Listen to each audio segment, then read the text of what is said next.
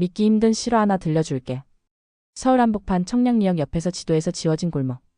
사람들은 그곳을 과거형으로 말하지만 밤이 깊으면 그 자리의 공기는 아직도 현재형으로 숨을 쉰다. 붉은 불빛, 달아빠진 유리, 번호 없는 초인종, 그 모든 것이 사라졌다고들 하지. 그런데 정말 사라진 게 맞다면 왜 새벽 2시마다 이 동네에서만 엘리베이터 거울이 한 박자 느리게 닫히는지, 왜 빈 로비에서 구두굽 소리가 혼자서 걸어다니는지 아무도 설명하지 못하더라. 나는 설명 대신 이야기를 해볼게. 이건 오래전에 끝났어야 했는데 끝나지 못한 이야기야. 누군가가 마지막 문장을 말하지 못했기 때문에 아직도 여기에 걸려있는. 나는 그 길을 처음 지날 때 아무것도 몰랐다. 막차가 끊긴 밤 야간 알바를 마치고 집으로 가는 가장 빠른 길이 새 아파트와 오래된 건물 사이로 스며드는 어두운 틈이었을 뿐이야. 낮에는 시장 소리로 가득한 곳이었고 저녁이면 퇴근길 사람들로 꽉 찼지. 그런데 자정이 넘어가면 갑자기 모든 소리가 꺼져. 켜져 있던 조명까지 서로 약속한 듯 동시에 숨을 죽여. 그리고 남는 건 이상하게도 젖은 공기뿐이야. 겨울에도 비가 오지 않는 날에도 유리 표면이 미세하게 설이 끼듯 뿌옇고 바닥은 살짝 끈적여. 나는 그걸 청소가 덜 된 탓이라고 생각했었지. 도시의 피곤함이 고이는 구석이라고. 첫 사흘쯤은 그래도 됐어. 넷째 날 밤 뒤꿈치에 낯선 리듬이 붙었다. 내 발걸음이 하나, 둘, 셋, 넷을 만들면 등 뒤 어딘가에서 같은 간격의 소리가 따라왔어. 구두굽을 바닥에 찍는 소리. 계단을 오르내릴 때마다 들리는 그 분명한 소리가 텅 빈 골목에서 아무 그림자도 없이 내 호흡과 박자를 맞췄다. 한 번은 일부러 멈췄었지. 소리는 두 번 더 왔다가 멎었어. 두 번 정확하게. 그때 귀 끝을 스친 속삭임이 있었다. 귀신처럼 날카롭지도 사람처럼 따뜻하지도 않은, 물이 식을 때 나는 소리 같은 목소리.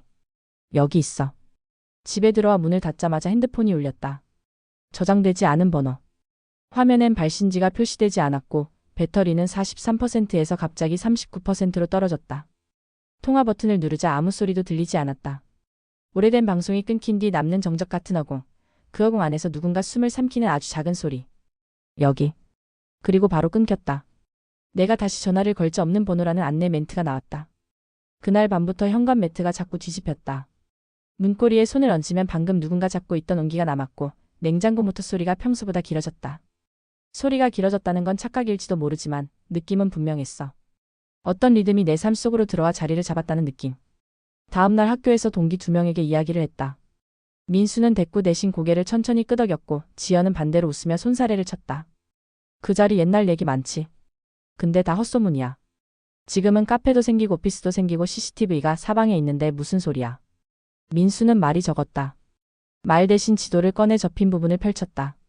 새 주소가 찍힌 지도가 아니라 오래된 가게 이름과 골목 폭이 손글씨로 적힌 복사본. 민수가 내 손가락을 잡아 어떤 점을 가리켰다. 현 위치. 그리고 같은 종이의 뒤쪽엔 옅은 연필선으로 네모가 겹겹이 그어져 있었다. 여기 빈칸이 있어.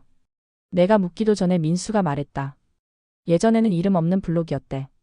이장 명단에도 세입자 명단에도 빈칸으로 남던 구역. 주소가 있었는데 사람이 없던 칸. 지연이 치켜세운 눈썹으로 말했다. 그래서? 빈칸이면 뭐? 민수가 고개를 들었다. 빈칸엔 뭐든 적힐 수 있지. 우리는 그날 밤 셋이서 함께 걸어보기로 했다. 약속은 3가지였어. 서로 겁주지 말 것. 거짓말하지 말 것. 그리고 무엇보다 숫자를 먼저 세지 말 것. 자정이 지나 청량리역 광장이 비어갈 때 우리 셋은 말없이 발을 맞췄다. 길은 낮에 본 길과 똑같은데 길이 아닌 무엇이 하나 더 얹힌 느낌. 가로등이 켜져 있는 구간과 꺼져 있는 구간의 경계가 이상하게 흔들렸고 새 유리창은 바깥을 비추지 못한 채 안쪽 어둠만 굳게 품었다. 셔터 내려진 상가의 금속 냄새와 누군가 오래전에 뿌린 향수 냄새가 섞여 혀끝에서 철맛이 났다. 셋째 코너를 돌자 발소리가 생겼다. 하나가 아니라 여러 개였어. 구두굽 하나, 맨발 하나, 낡은 운동 하나. 서로 다른 소리가 같은 간격으로 같은 방향에서 우리와 같은 속도로 들려왔다. 우리는 동시에 멈췄고 소리는 2번 더 왔다가 멈췄다. 그때 누군가 아주 낮게, 그러나 우리 3사람의 귀가 동시에 알아들을 수 있을 만큼 또렷하게 말했다. 여기. 지연이 녹음기를 켰고 민수가 손전등을 켰다. 빛은 우리 발 바로 앞에서 미끄러졌다. 젖지도 않았는데 번들거리는 바닥, 그리고 그 위에 선들이 있었다. 손톱으로 긁은 듯 가늘고 긴 선들. 어떤 선은 끊겼다가 다시 이어져 있었고 어떤 선의 끝에는 점이 박혀 있었다.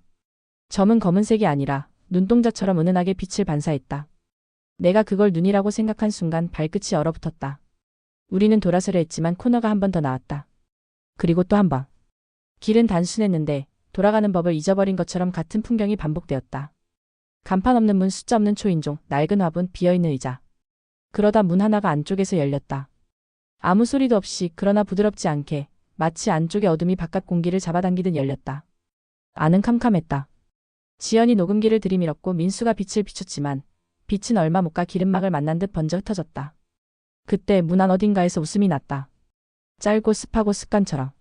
나는 성급하게 말했다. 누구 있어요? 대답은 또 숫자였다. 하나, 둘, 셋, 넷. 그리고 곧바로 이어진 속삭임. 여기 있어. 그 순간부터는 도망이었다. 빛은 발목을 놓쳤고 공기는 더 끈적해졌다. 골목 전체가 틀어진 듯 비탈길도 아닌데 걸음이 자꾸 미끄러졌다. 민수가 먼저 달렸고 나와 지연이 뒤를 쫓았다. 코너를 두 번 더 돌았을 때 내가 먼저 뭔가를 밟았다. 손바닥만 한 금속. 발을 들자 작은 황동 단추가 바닥에서 굴러벽에 부딪혔다. 나중에. 민수가 단추를 주워 주머니에 넣으며 말했다. 우리는 더 묻지 못했다. 달려서 빠져나온 곳은 뜻밖에도 바로 역 앞이었다. 계단 위에서 내려다본 골목은 우리가 방금 지나온 곳과 다르지 않았지만 거기에서 방금까지의 모든 소리가 갑자기 멈춰 있었다. 우리는 말없이 택시를 잡아 집으로 흩어졌다. 그 다음날 민수는 학교에 나오지 않았다. 메시지는 읽히지 않았고 전화는 받지 않았다. 저녁 무렵 오늘은 안 돌아갈게라는 문장 하나가 채팅창에 찍혔다가 사라졌다. 그게 마지막이었다. 이틀 뒤 우리는 경찰서에서 같은 질문을 반복해서 들었다. 싸운 적은? 평소에 우울했나? 돈 문제는? 지연은 그 자리에서도 녹음기를 놓지 않았다. 돌아오는 길에 그녀가 말했어. 파일을 들어보자. 강의실에 앉아 재생 버튼을 누르자 우리가 걷던 발소리와 숨소리가 나왔다. 그 뒤로 겹쳐지는 숫자들. 우리 셋의 목소리가 섞여 있었는데 중간중간 다른 목소리가 숨어 있었다. 여기. 들어와. 가지마. 그리고 한번 분명히 내 목소리로 여기 있어라고 말하는 구간이 있었다. 나는 기억이 없었다. 지연이 내 옆에서 숨을 멈췄다.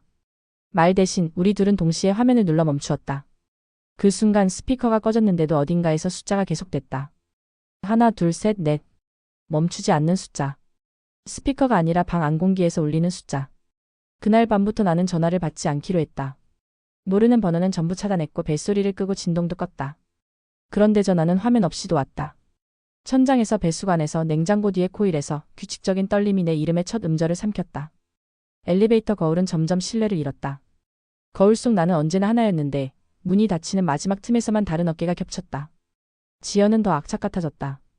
옛 신문을 모아 스크랩하고 지도 위에 투명 필름을 포개 현재의 길과 과거의 골목을 겹쳤다. 우리가 멈춰 섰던 자리, 문이 열렸던 자리, 신호가 이상하게 길었던 자리, 전화가 끊겼던 자리가 정확히 한 칸에 모였다. 그녀는 그 칸을 동그라미로 표시했고 옆에 흘림체로 적었다. 빈칸. 나는 그 단어를 오래 바라봤다. 이름이 비어있다는 건 부를 수 있는 입이 막혔다는 뜻이기도 하니까. 일주일쯤 지났을 때 내 현관 앞에 작은 봉투가 놓여 있었다. 회색 종이, 주소도 발신인도 없는 봉투. 안에는 황동 단추 하나와 푸른 펜으로 돌아오지 않는다라고 적힌 종이 조각이 들어 있었다. 단추는 며칠 전 민수가 주워 넣은 그 모양과 같았고 종이의 잉크는 아직 마르지 않은 듯 가장자리가 조금 번져 있었다. 전화가 울렸다. 이번엔 내 번호와 한 자리만 다른 숫자. 나는 아주 천천히 통화 버튼을 눌렀다. 말이 없었다. 대신 내 숨과 똑같은 속도의 다른 수. 그리고 귓바퀴 안쪽까지 차가워지는 한마디. 대신. 나는 말하려다 목이 막혔다. 그쪽에서 숫자가 시작됐다. 하나, 둘, 셋, 넷.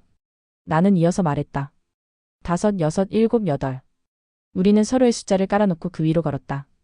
끊어질 듯 이어지고 이어질 듯 끊어지며. 마지막에 내가 말했다. 여기까지. 전화는 바로 끊겼다. 나는 그날 밤 다시 골목으로 갔다. 갈 생각이 없었는데 길이 먼저 나를 불렀다. 그런 밤이 있다. 너는 분명 다른 곳으로 가고 있는데 도시가 너를 특정한 한 점으로 데려가 버리는 밤. 오늘이 그랬다. 코너를 돌 때마다 새로 생긴 가게들이 낯설게 느껴졌고 반짝이는 사인들이 글자를 잃었다. 그 빈자리에 오래된 이름들이 어렴풋하게 겹쳤다. 드디어 문이 열렸다. 이번엔 안쪽에서 바람이 나왔다. 공기를 만지는 바람이 아니라 입안에서 나오는 바람. 누군가 말하기 직전의 숨. 나는 문턱에 섰다. 어둠이 깊어 내 그림자조차 문 안으로 들어가지 못했다. 민수. 나는 그의 이름을 아주 작게 불렀다. 대답은 없었다. 대신 바닥에서 물기 소리가 났다. 맨발이 젖은 바닥을 살짝 디딜 때 나는 소리. 거기에 다른 발소리가 겹쳤다. 하이힐 운동화 슬리퍼. 그리고 아이의 발. 나는 숫자를 떠올렸지만 일부러 입을 닫았다. 우리가 맺은 약속. 먼저 세면 안 된다는 약속. 얼마나 서 있었을까? 손이 하나 문틈에서 나와 내 소매를 잡았다. 가벼웠다. 힘이 아닌 방향으로 끌어당겼다. 안쪽은 차갑지 않았다. 이상하게도 따뜻했다. 오래 켜둔 전구에서 나는 열처럼, 오래 울던 사람의 뺨처럼 조심스러운 온기. 어둠에 익어가자 모양들이 생겼다. 어디에도 완전히 서 있지 못한 사람들. 벽과 바닥 천장 사이에서 각자의 높이를 잃은 사람들.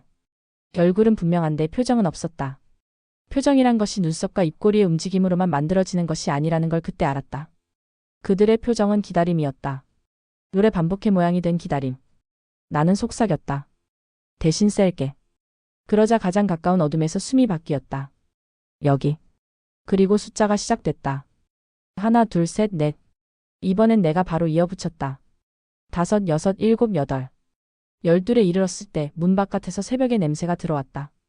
차가운 철, 먼지, 젖은 그늘, 그리고 아주 먼 곳에서 나는 빵 굽는 냄새. 나는 마지막으로 말했다. 여기까지. 그 순간 어둠 속에서 작은 웃음이 났다. 처음 골목에서 들었던 바로 그 웃음. 습하고 짧고 습관처럼.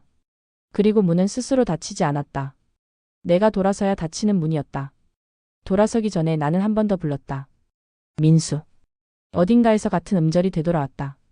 민수. 그건 그의 목소리가 아니었다. 기다림의 목소리. 여기 있어. 그 이후로 나는 더 이상 숫자를 두려워하지 않는다. 두려움을 잃었다는 뜻이 아니라 숫자의 용도를 배웠다는 뜻이야. 어떤 밤에는 전화가 온다. 벨소리 대신 진동만, 화면 대신 검은 반사만. 나는 그럴 때 먼저 말한다. 내가 셀게. 너는 거기 있어. 그러면 상대는 고맙다는 말을 하지 않는다. 대신 다음 숫자를 이어 말한다. 우리는 구멍이 아닌 다리를 만든다. 아주 얇고 쉽게 끊어지는 다리지만 건너는 동안은 살아있는 다리. 가끔은 엘리베이터 거울 틈에서 또 다른 어깨가 스친다. 그럴 때 나는 고개를 돌리지 않는다. 거울 속 어깨가 나를 따라오면 나는 문턱에서 천천히 숨을 쉰다. 거울이 닫히는 마지막 순간 내 입술이 무성의 주문을 말한다. 여기까지.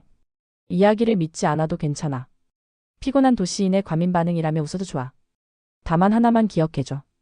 청량리역 옆 지도에서 지워진 그 골목은 지금도 밤마다 길이를 바꾼다. 길이 늘어나는 순간 누군가는 숫자를 세고 있을 거야.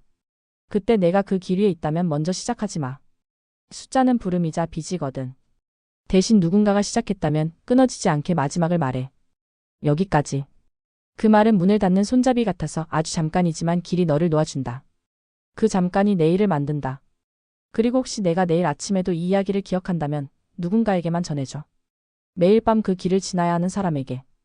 회색 봉투를 받은 적 있는 사람에게. 엘리베이터 거울이 한 박자 느리게 닫히는 걸 본 사람에게. 밤마다 현관 매트가 뒤집혀 있는 사람에게.